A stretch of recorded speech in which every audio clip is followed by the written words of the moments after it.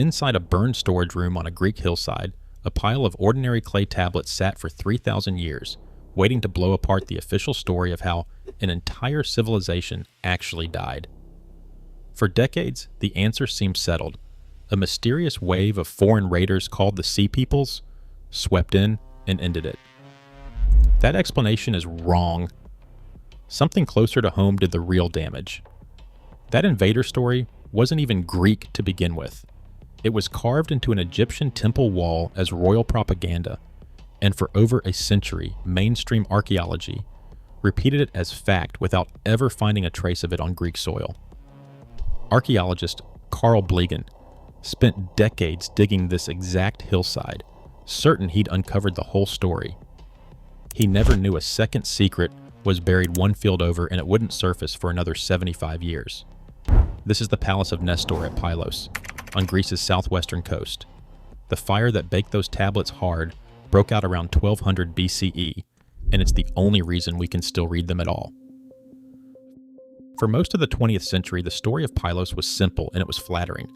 This was Homer's sandy Pylos, the kingdom of wise old King Nestor in the Iliad and the Odyssey, a name that had survived 3,000 years as poetry before anyone proved it was real. Blegan had begun digging here in 1939, working with the Greek Archaeological Service at a hillside called Ano Anglianos in the region of Mycenae. Within days, he had exposed the walls of a palace. Not a myth, not a poem. A building with a throne room and a circular hearth almost 4 meters across, still sitting exactly where a king once warmed his hands. Excavations continued through the 1950s and 60s, and what emerged was staggering. This was not a village chief's house. It was the administrative heart of an entire kingdom.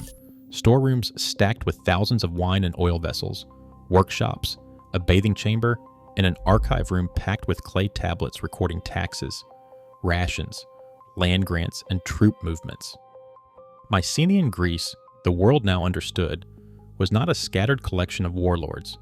It was a network of literate, centralized, bureaucratic states: Pylos, Mycenae, Tiryns, and Medea, each one running an economy sophisticated enough to track individual sheep by name. This was Bronze Age Greece at the height of its power. And then, within a matter of decades, around 1200 BCE, nearly all of it burned, and none of it fully recovered. None of these kingdoms existed in isolation either. Mycenaean pottery has turned up as far as Egypt and the Levant, and goods flowed back in return along routes linking the Aegean to Cyprus, Anatolia, and the Nile. These palaces were nodes in an international economy, which sounds like a strength. Later in the story, it starts to look like exactly the opposite. That's the part everyone already half knows. Wealthy kingdom, sudden collapse, something called the Sea People swept out of the sea and ended it. It's a clean story. It's also, as you're about to see, a story built on far less evidence than most documentaries admit. Here's the first thing that should bother you. When Blegan finished excavating Pylos, he found something almost every other major Mycenaean site did not have: no defensive walls. Mycenae had cyclopean fortifications so massive that later Greeks believed only giants could have built them. Tiryns earned the epithet mighty walled from Homer himself.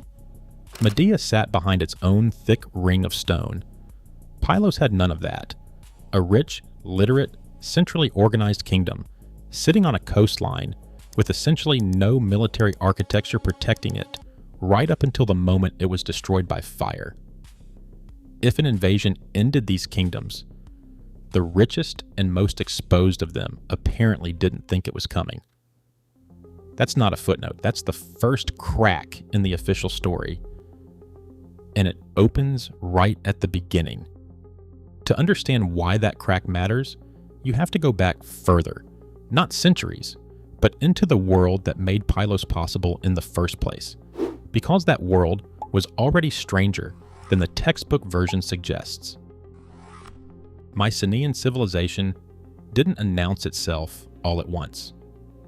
It grew out of the shadow of an older, richer culture on the island of Crete, the Minoans, palace builders and traders whose frescoes and pottery influenced the entire Aegean.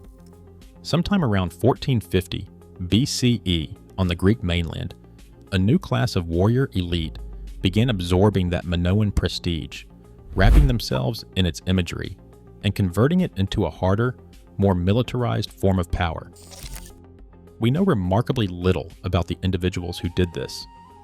Their names, if they had titles resembling later Greek kings, are lost. For decades, most of what we had were their graves, golden, spectacular, and silent. Some of that story we do have physical proof of, because Mycenaean archaeology didn't start as careful science. It started in 1876 when businessman Heinrich Schliemann tore into a walled enclosure at Mycenae called Grave Circle A, digging with more enthusiasm than method. He found 5 gold-masked skeletons and shaft graves loaded with weapons and gold, and one funeral mask so striking he allegedly declared he'd gazed upon the face of Agamemnon, the legendary king who led the Greeks against Troy. That claim was almost certainly false. The mask dates 3 or 4 centuries before any war at Troy could plausibly have happened. But the headline stuck for a century, and it's still what most people picture when they hear the word Mycenaean. Blegen worked differently. By 1939, archaeology had matured into a discipline built on stratigraphy, careful notes, and painstaking excavation of layer after layer, rather than a race for treasure. That patience is exactly why Pylos took 75 years to give up its biggest secret. Nobody was digging carelessly enough to stumble onto a royal tomb by accident, and nobody was digging carefully enough, in the right spot, to find one on purpose, until 2015. Then, in 2015, one field over from Blegen's palace, that silence broke. University of Cincinnati archaeologists Sharon Stocker and Jack Davis had actually wanted a different plot of land to dig. They were turned down, so they tried an olive grove nearby instead, a patch of ground nobody had thought worth serious attention for 75 years of excavation at Pylos. Within days, they uncovered 3 stones forming a deliberate corner. Underneath was an intact shaft grave, sealed for roughly 34 centuries, holding the skeleton of a man in his early 30s, laid inside a wooden coffin that had long since rotted away. They called him the Griffin warrior, after an ivory plaque buried with him. What came out of that grave over the following months stunned specialists who thought Aegean archaeology had no more surprises like this left to give. More than 1,500 objects in the initial excavation alone, and as later seasons of study continued, the total climbed past 3,500. 4 solid gold signet rings, more than have ever been found together in a single Greek burial, a bronze sword over a meter long with an ivory hilt, a boar's tusk helmet, gold cups, ivory combs, and around 50 carved seal stones, many depicting Minoan-style imagery a mainland warrior had no obvious reason to possess, unless mainland elites were actively absorbing that older culture's symbols of legitimacy. One of those seal stones, barely 3.5 centimeters long, shows a combat scene so intricate it can only be properly seen under magnification. Archaeologists now call it the Pylos combat agate, and some have described it as a masterpiece the Bronze Age wasn't supposed to be capable of producing. It sat in the dirt, undisturbed, for over 3,000 years, a few hundred meters from a palace that archaeologists had already spent 3/4 of a century combing through. That should tell you something about how much of this story is still hiding in plain sight. Even the bones had more to say. Bioarchaeologist Lynn Schipartz tested the skeletons for isotope signatures locked into bone collagen, a chemical record of what a person ate in the years before they died. Those buried in the grandest tombs, the Griffin warrior included, showed diets noticeably richer in protein than everyone else. A small detail, but a real one. Chemistry confirming what the gold already implied. The Griffin warrior lived and died around 1450 BCE, roughly 2.5 centuries before the fire that would destroy Pylos. He isn't evidence of the collapse. He's evidence of the beginning, proof that Mycenaean power was being built deliberately by people fusing local strength with borrowed prestige. But his tomb raises an uncomfortable question that will matter later. If this civilization's elite were this rich, this organized, and this capable of concealing an entire royal burial for 3 millennia, how confident should we really be in the obvious explanation for how it all ended? Because in the century before that fire, something was clearly making the Mycenaeans nervous, and they didn't hide it well. Around 1250 to 1200 BCE, in the decades just before the destructions, the major Mycenaean citadels went through what can only be described as a building panic. At Mycenae, the fortification walls were extended northeast in a hurry, not to add living space, but to physically enclose an underground cistern reached by a steep, corbelled stairway carved straight down into the rock so the citadel could survive a siege without stepping outside its own walls. At Tiryns, engineers built corbelled tunnels leading to hidden water sources outside the main circuit, escape-proof passages designed with entrances angled so that any attacker would have to expose his unshielded side to reach them. Somewhere around this same window, someone attempted to build a defensive wall clear across the Isthmus of Corinth, an effort to seal off the entire Peloponnese from a land threat. It was never finished. This is not the behavior of a confident, thriving civilization.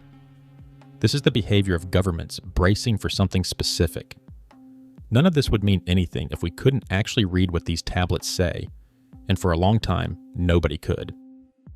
The script covering them, called Linear B, sat undeciphered for decades after it was first uncovered on Crete, dismissed by many scholars as some lost non-Greek administrative code. Then, in 1952, an English architect named Michael Ventris, working with classicist John Chadwick, cracked it. Ventris proved Linear B wasn't foreign at all. It was an early form of Greek, centuries older than anyone expected written Greek to exist. One of the tablets Blegan pulled from Pylos that same year, a record now known as the Tripod Tablet, listed tripods and vessels using word forms that matched Ventris's decoding almost perfectly, helping confirm the breakthrough. That decipherment is the only reason anyone can read the Coast Watcher lists, the rower musters, or the bronze recycling orders at all. Without it, this entire mystery would still be sitting in a museum drawer, written in a language nobody could speak. And at Pylos, the clay tablets back that up. One record known to archaeologists as JN 829 documents temple bronze, sacred metal, being collected and redirected toward the manufacture of spear points and javelin heads. Other tablets, the so-called OK texts, list military units positioned with an unmistakable heading, watchers guarding the coast. Another set names hundreds of men assigned as rowers, dispatched toward specific destinations, in numbers that, by some scholarly estimates, could have crewed roughly 20 warships. None of this reads like peacetime bookkeeping. It reads like a kingdom pulling every available resource toward its coastline. There's another detail that doesn't fit a chaos narrative either. When Blegan's team cleared the palace pantries, they found thousands of drinking vessels stacked by type on wooden shelving, collapsed in place when it burned. Not smashed, not scattered, not looted. Some researchers read that orderliness as a sign the final destruction wasn't a frantic sack, though what it means is far from settled. A kingdom bracing for a coastal threat, stockpiling bronze weapons, and still keeping its pantry shelves in order. That's not a place caught by total surprise. It's a place trying hard to hold itself together. So who are they watching for? This is exactly where the Sea Peoples enter the story, and where you need to slow down, because this is the theory almost every documentary repeats as settled fact, and it isn't. The term itself isn't ancient. It was coined in the 19th century by French Egyptologist Emmanuel de Rouge, based on Egyptian inscriptions describing a coalition of seaborne raiders, the Peliset, Sheridan, Denyen, and others, who clashed with Pharaoh Ramesses III around 1177 BCE. The most detailed account comes from the walls of Ramesses' mortuary temple at Medinet Habu in Egypt, describing land and sea battles against this coalition. It's dramatic. It's also entirely Egyptian evidence describing an Egyptian war on Egyptian soil. Here's the problem nobody likes to say out loud in the documentaries that made this theory famous. There is no direct evidence that this coalition, or anyone matching its description, ever reached the Greek mainland, let alone burn Pylos, Mycenae, or Tiryns. No inscription, no artifact, no skeleton with a distinctive foreign weapon lodged in it. The theory survived for over a century, mostly because it was dramatic, because it fit a satisfying pattern of the civilized world being overrun, and because for a long time, nobody had a better answer to offer instead. It's easy to understand why the theory took hold anyway. A single dramatic invasion offers a clean villain, a specific moment of blame, and a comforting sense that a rich, sophisticated society only falls because someone attacks it from outside, not because its own systems quietly failed under pressure. That's a much more unsettling idea to sit with, and it's arguably why the Sea People's explanation dominated popular history for so long. The truth, as the evidence increasingly suggests, is less cinematic and more uncomfortable. Nobody stormed the gates. The gates just stopped mattering. That started to change once scientists stopped asking who might have attacked these palaces and started asking what the ground itself and the bodies buried in it could actually prove. The first serious challenge came for a different rival theory, not invasion, but earthquake. Mycenaean archaeologist Klaus Kilian had noticed collapsed walls and skeletons crushed under fallen stone at Tiryns and Medea, and by the 1980s, a hypothesis known as the earthquake storm proposed that a cluster of major quakes across roughly 50 years had physically toppled the Argolid citadels. It was a compelling theory. Geophysicist Amos Noor and historian Eric Klein developed it further in the early 2000s. For a while, it looked like the seismic explanation might replace the invasion story entirely. Then, between 2015 and 2018, a research effort called the Heracles Project put that theory under real instruments, using three-dimensional laser scanning, on-site seismic measurement, and synthetic seismogram modeling at Tiryns and Medea. Researchers led by Klaus Günther Hinsen and Joseph Moran tested whether the damage patterns actually matched a major earthquake. Their conclusion, published in 2018, was blunt. A destructive earthquake at these sites was, in their words, unlikely. Most of the damage they examined could be explained by other causes, including deliberate violence, one theory down. But that just made the Coast Watcher tablets more unsettling, not less. If it wasn't an earthquake, and there was still no hard evidence of foreign invaders, then who or what were those rowers and watchmen actually bracing for? For years, one particular Pylos tablet seemed to offer the most dramatic possible answer. Known as TN316, it records a series of unusual offerings, and some researchers once read it as a desperate last-minute ritual, possibly even including human sacrifice, performed as the palace burned around the scribe's ears. It's the kind of detail that makes for an unforgettable scene. A kingdom's final hours, captured mid-panic in Kelly. It's also, according to leading Linear Beast scholar Thomas Palema, probably not what it looks like. Palema has argued that other archive tablets appear to have been written after TN316, meaning it likely wasn't the very last document produced before the fire, undercutting the final panic reading that made the tablet famous in the first place. Even the Coast Watcher and rower texts, Palema has cautioned, might record standard seasonal administration rather than an emergency mobilization. The evidence is real. The panic might not be. That's the pattern with this mystery. Every time a piece of evidence seems to hand you a clean, cinematic answer, a closer look pulls it back into ambiguity. And that ambiguity is exactly what sent researchers looking somewhere no one expected. Not at weapons or walls or invaders at all, but at rock and rain and centuries of accumulated mineral deposits inside sealed caves. If you want to know what the climate was doing 3,200 years ago, you don't ask a historian, you ask a stalagmite. On a small island called Skitza, just off the coast a few kilometers from Pylos, sits a cave called Mavri Trippa. Inside it, water dripping from the ceiling for thousands of years built up a stalagmite layer by layer, like sediment rings in a tree, except these layers can be dated with extraordinary precision using uranium-thorium decay, accurate in this case to within about a couple of decades. In 2017, a team led by Martin Finney, working with Pylos excavator Sharon Stocker among others, analyzed one of these stalagmites and published the results. What they found, right around the moment Pylos burned, was a distinct interval of drier conditions layered within an otherwise wetter climate phase, a disruption landing at a moment when, as the researchers put it, Mycenaean agriculture may already have been operating close to its limit.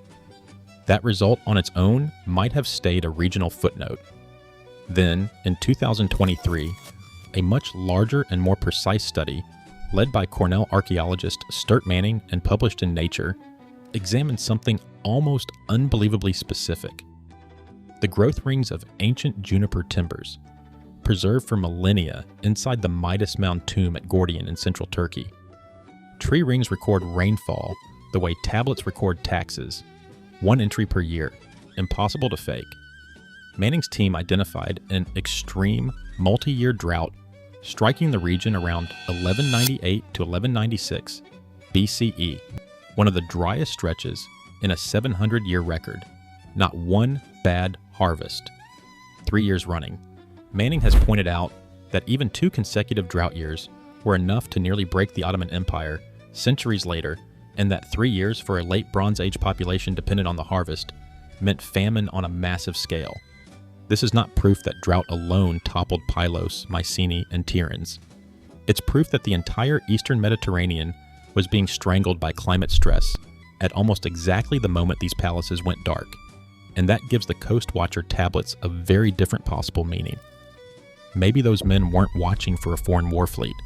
Maybe they were watching for refugees, for raiders born out of the same famine gripping everyone else, for a threat with no single face and no single origin at all. And just as that picture was coming into focus, a completely different kind of evidence arrived. Evidence that didn't just complicate the invasion theory, it went after the identity of the Mycenaeans themselves. In 2017, a team led by geneticist Iosif Lazaridis, working with senior researchers including David Reich, Johannes Kraus, and George Stamatoianopoulos, published ancient DNA results from 19 Bronze Age individuals across Greece and Crete in the journal Nature. The results were striking. Minoans and Mycenaeans shared deep genetic roots, both descending mostly from the earliest Neolithic farmers of the Aegean and western Anatolia, with a smaller genetic contribution tracing back toward the Caucasus. But Mycenaeans carried one thing Minoans didn't: a measurable trace of ancestry linked to populations from the Eurasian steppe, arriving generations earlier through population movement, not sudden conquest. And when the team compared these ancient genomes to living Greeks today, the match was clear. Modern Greek populations still carry that same underlying Bronze Age signature, diluted slightly by 3,000 years of subsequent history, but unmistakably continuous. Then in 2022, a much larger genetic survey, over 700 ancient individuals across what researchers called the Southern Arc, spanning West Asia and Southeastern Europe, went further. Published in Science and involving more than 200 co-authors, the study returned to the Griffin warrior's own bones. The result surprised even the excavation team. The Griffin warrior himself carried no detectable trace of that steppe-related ancestry at all, placing him, according to the researchers, as plausibly of entirely local Aegean origin, quite possibly with connections back to Crete itself. Jack Davis, one of the tomb's original excavators, has said the genetic result supports something the team had increasingly suspected, that Mycenaean civilization was a local phenomenon, grown from Aegean roots, not something planted from outside. Sit with what that actually does to the collapse story. For over a century, popular explanations of both the rise and fall of Mycenaean Greece leaned on migration and invasion, outsiders arriving to build these kingdoms, outsiders arriving centuries later to destroy them. The DNA evidence dismantles the first half of that assumption directly. These were not conquering foreigners who seized the Aegean and later got seized and turned by different foreigners. They were local people, deeply rooted in the region for centuries, whose power grew from within, which makes an explanation for their collapse that requires a mystery-invading army from across the sea look less like the obvious answer and more like the convenient one. That's the reversal, sitting at the center of this whole investigation. The story you were told that a wave of outside conquerors ended Mycenaean Greece in one violent stroke isn't wrong because nothing bad happened. It's wrong because it points the finger in the wrong direction. The real destabilizer wasn't a foreign sword arriving out of nowhere. It was slower, and in some ways more disturbing. A multi-year drought stretching across the entire eastern Mediterranean, a trade network so interconnected that failure in one place cascaded into every other, and a palace economy so specialized, so dependent on centralized control that it had almost no ability to bend once the pressure started. The coast watchers at Pylos may not have been staring at the horizon, waiting for an army with a name. They may have been watching for the fallout of a crisis with no single enemy at all, a crisis that was already breaking their trading partners in Anatolia and the Levant before it ever reached them. That doesn't mean every plank of the old theory collapses instantly. It's worth being honest about what this evidence does and doesn't prove. The drought data doesn't confirm exactly how the fire at Pylos itself started. Accident, revolt, opportunistic raiding, or something else entirely could still have provided the spark once the underlying system was already failing. Some researchers, following archaeologist Colin Renfrew's influential 1979 model, describe this as a systems collapse, a network of interdependent institutions so tightly wound together that when trade, agriculture, and administration all destabilized at once, the entire structure came apart faster than any single cause could explain. Others, in the tradition of historian Eric Klein, describe it as a perfect storm: drought, famine, trade collapse, and localized violence, arriving together, each one making the others worse. What almost nobody in serious current scholarship still argues is the version most documentaries sell: a single foreign army sweeping in, ending everything in one clean campaign. That version doesn't survive contact with the tablets, the cave deposits, the tree rings, or the DNA. And even collapse turns out to be the wrong word for what happened everywhere. At Tiryns, strangely, the population didn't vanish after the palace burned. It grew, swelling to an estimated 15,000 people within a few decades. Even a centralized royal administration disappeared entirely. People stayed.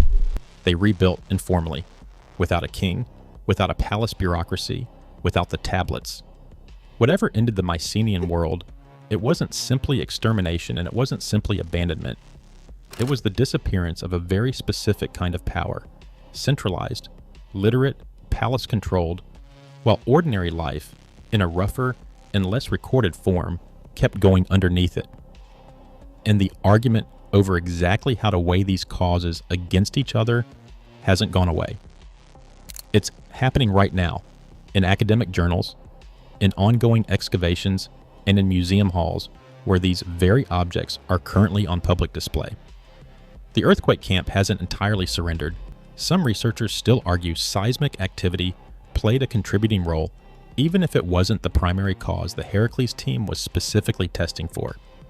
The internal conflict camp points to the fact that all these destructions happened at nearly the same time across an entire region, which a simple local uprising struggles to explain on its own.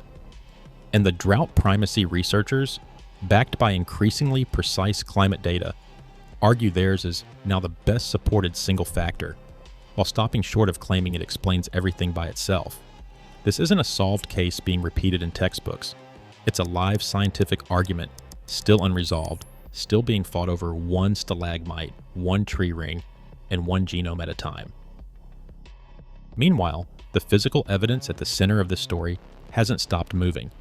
The Griffin warriors' treasures have been touring publicly: the gold rings, the combat agate, and the boar's tusk helmet pulled from a grave nobody expected to find.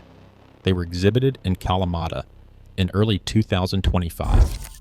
From there, they crossed the Atlantic to the Getty Villa in California, the first major exhibition of Mycenaean material ever mounted in North America, running into January 2026, at a museum that had only just reopened after a wildfire threatened its grounds a year earlier. They're scheduled to return to Greece afterward, first to the National Archaeological Museum in Athens, then eventually back to the region where they were buried. Every leg of that journey puts objects excavated only a decade ago in front of new audiences and new specialists, and every new set of eyes is another chance for the story to shift again. It isn't the only palace still giving up secrets. Near modern Sparta, at a site called Agios Vasilios, Greek archaeologists have been uncovering another Mycenaean palatial complex, its own linear B archive, its own burned layers, waiting to be read the way Pylos's were decades ago. Somewhere in that unexcavated ground may be another set of tablets recording another kingdom's final months. More coast watchers, more rowers, more evidence either strengthening the drought argument or complicating it further. Nobody digging there is promising a final answer.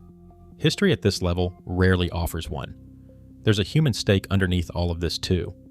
When the 2017 and 2022 genetic studies confirmed that modern Greek populations carry a direct, measurable line back to these Bronze Age communities, it wasn't received as a dry statistic. It landed as confirmation of identity, a continuous thread connecting people living in this landscape today to those who built Mycenae's walls and buried the Griffin warrior with his gold rings. That's a claim about who gets to call this history theirs, and it's part of why every new excavation, scan, and lab result out of these sites draws outsized attention. What the genetic and climate evidence has done, more than solve the mystery, is force a kind of reckoning with how these stories get told in the first place. For over a century, the fall of Mycenaean Greece was narrated as a tragedy inflicted from outside, a civilized world undone by invaders from beyond the map. It made for a better story. It also happened to be the explanation that required nobody to look too closely at drought, at trade fragility, at a system that may have been unable to survive its own success. The evidence sitting in Athens now, and touring through the Getty, tells a less comfortable version. These were local people, rooted in this land for centuries, who built something remarkable, saw the pressure building around them, tried to prepare for it with walls and cisterns and coastal watchposts, and still couldn't hold the structure together once enough of the world around them started failing at once. There's a version of history that still gets repeated in half-remembered documentaries, the one about the sea peoples arriving and simply ending an age. It's dramatic. It's also, on the current evidence, most likely the wrong villain. The real story is quieter, and in some ways harder to sit with. A kingdom that saw the danger coming, prepared for it in the only ways it knew how, and lost anyway, not to a sword from across the water, but to a slow, interconnected failure nobody in the palace had the power to stop.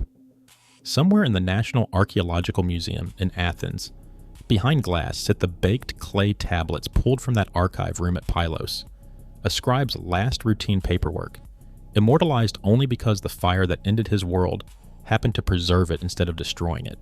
A few hundred kilometers south, the throne room floor at Pylos still holds the outline of that great circular hearth, open to the sky now, unguarded by any wall that was ever finished. The Coast Watcher tablets are still there too, still legible, still naming men, units, and positions along a shoreline that no longer exists in the same form. They never say, not once, exactly what those men were watching for. Maybe that's the most honest ending this story has. 32 centuries later, we've ruled out an earthquake. We've found no trace of a foreign army. We've matched the drought to the moment almost precisely. We've proven the people who built this world were never outsiders to begin with. And still the tablets just sit there in their glass case, holding a warning that was written down in time and never explains even now exactly what it was afraid of. Maybe the truest thing this investigation can offer isn't a solved case, but a changed way of looking at the ruins. Walk the empty foundations at Pylos today, and you're not standing in the aftermath of a single violent night.